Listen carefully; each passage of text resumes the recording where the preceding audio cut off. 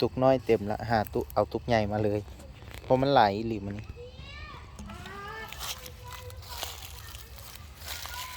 นี่เด้เก็บนี่หนึ่งปลาหญ้าตั้มๆนี่สองนี่ตัวนี้สาม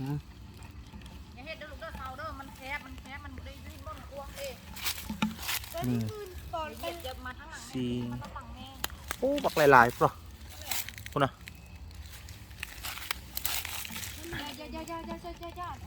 นี่นี่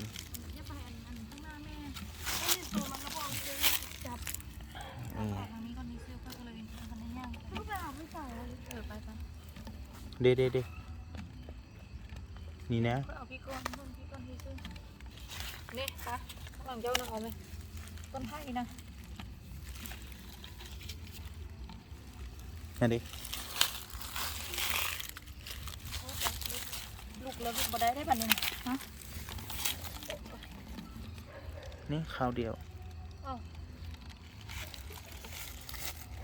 ใส่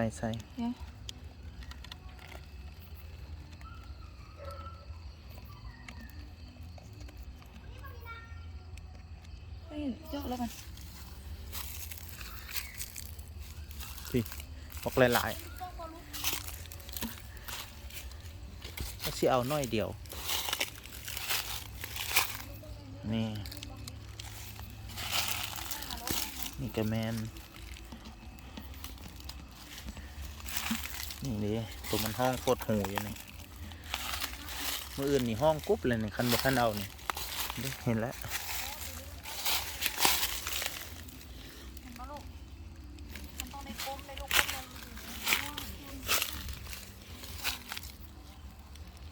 มันจะไต่ขึ้นมาจากดินเวลามันห้องท้ายแล้วดูมันไข่ลงไว้ดินแล้วมันโตเป็นโตแก่มันก็ไต่ขึ้นมาหาน้ำปลาย่านเด็ก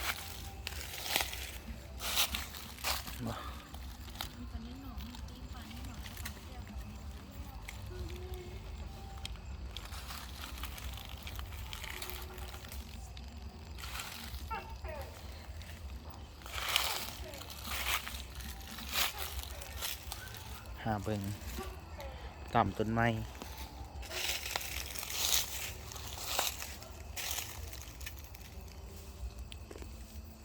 นี่แดกคูล่าน้อยเอา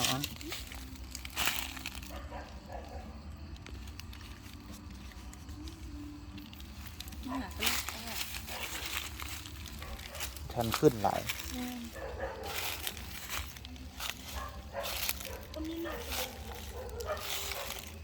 ก็เก็บอะไรมาทางนั้นนะบอกเก็บหอแต่อูเด็กปั๊บ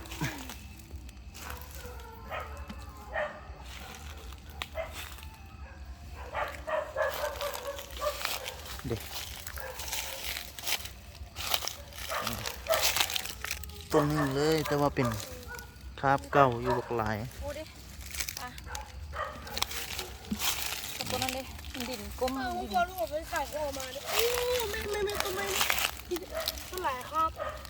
โมเมนต์ค้ามันลูกตัวอ่อนๆมันน่ากลัวมันไม่ตัวอ่อนนี่ตัวนึงตัวนึง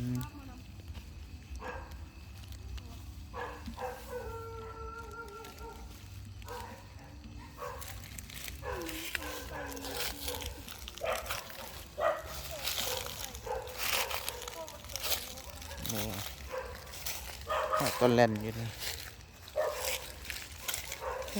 ตายแห้งคา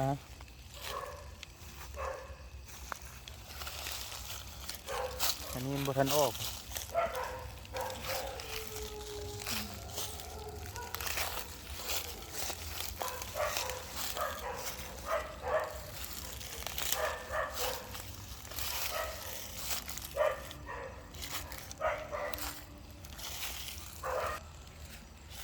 เด้อ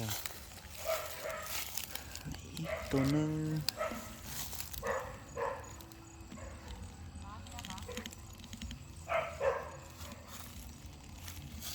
เดี๋ยวข้ามไปฝั่งนั้นฝั่งนี้ยังบ่หลาย ยังบ่ออก โอ้กระตุกหัวไอ้มือที่เอาไปแล้ว นี่มีตัวหนึ่งเสยต้องได้นั่งเพราะมันอยู่กล้องใบไม้เด็กอยู่คุณสองโตว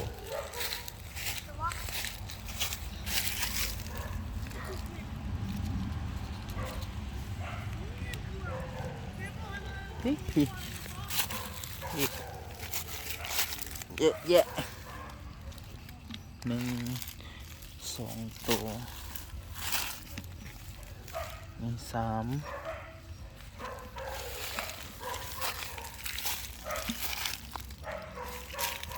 ตะกี้เอาจักรจันทร์มีแต่เจ็บคอเจ็บกันคอเดี๋ยวนี้เจ็บแอวมันได้ก้ม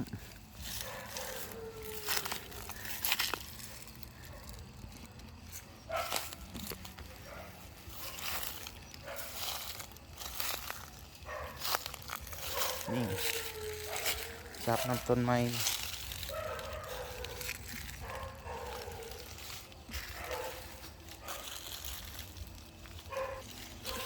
ใหญ่ได้จักโต 3 ตัว ป้อนซะดี เลย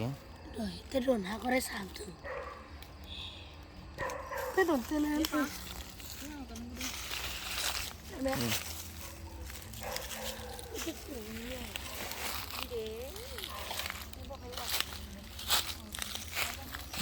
กล้องมันจะมีนี่ เบิ่งแต่หุ้มแล้วตัวแบบนี้หมัก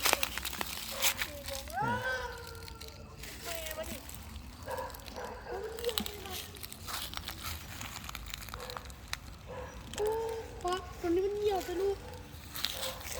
เหนียวใส่ ถ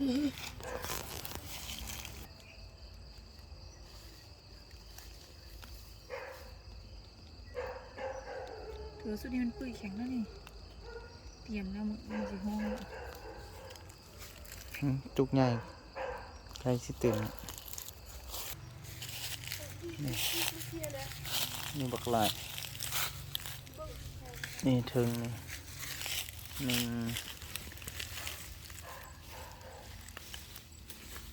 เสร็จละตัวอยูลุมนี่ อ๋อ อ๋อ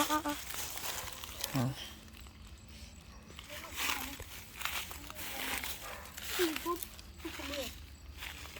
ได้ยิน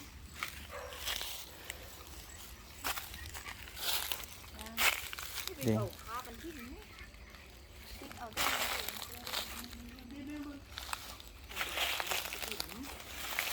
ตัวอะไรนะไก่โอแม่นวะมึง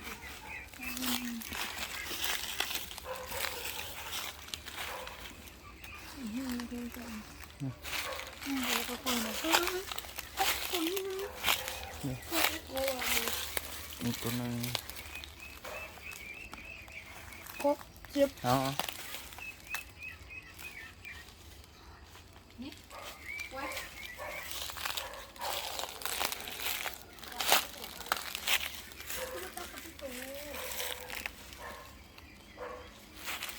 โอ้ยพอที่เสาก็เห็นตลอด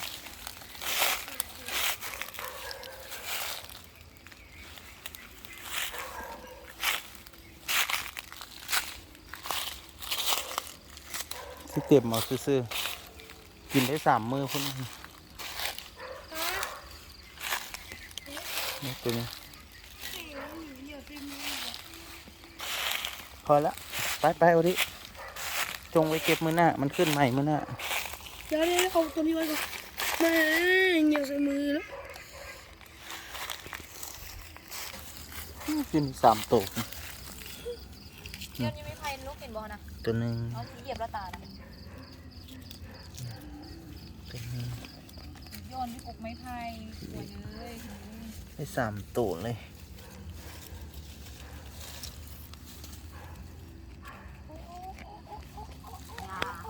ยาฮ้องอันนี้ตัวนั้นไม่เอาค่ะแล้วพอไม่เหยียบเราจัด เ สี่ตัวไตอยู่มือ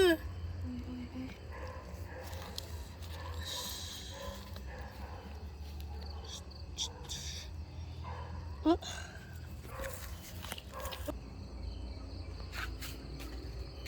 สรุปผลงานอาจจะลอยปลาย พอแล้วโบเมนเบิร์ดได้พอเท่านี้ก่อน เอาไว้เก็บมื้อหน้า